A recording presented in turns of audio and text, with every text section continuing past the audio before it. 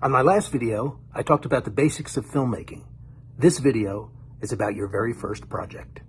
When I was teaching everyone about their first projects back at Ocean County College years ago when I was teaching this, everyone had different kinds of cameras. Today, you could do this with your cell phone. It's that much easier. And with the apps for editing, it's even easier than it used to be.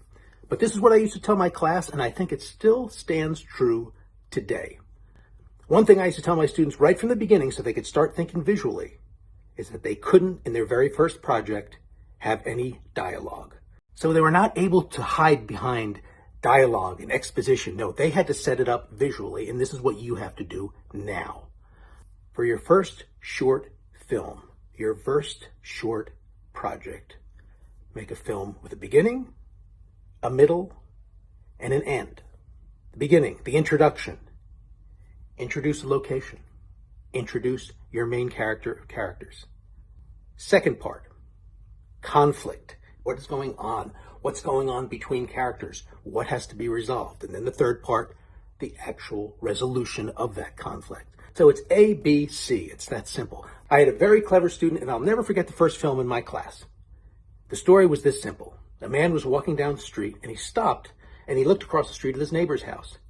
There he saw them inside their house arguing, and because he couldn't use dialogue, it was from his point of view, so he saw them yelling, couldn't hear them. We couldn't hear them. That was perfect to the assignment.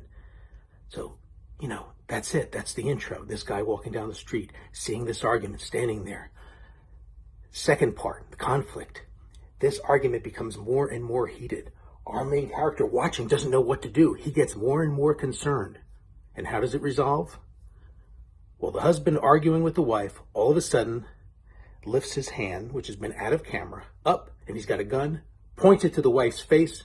We cut to black, and we hear the sound of a gunshot. That was the assignment. He got it. Okay, it had a beginning, a middle, and an end. An introduction, a conflict, and a resolution. It is that simple. So I suggest to you, whatever you come up with, doing your very first project, and I hope this helps, do not use dialogue. Do it all visually. Become a visual storyteller.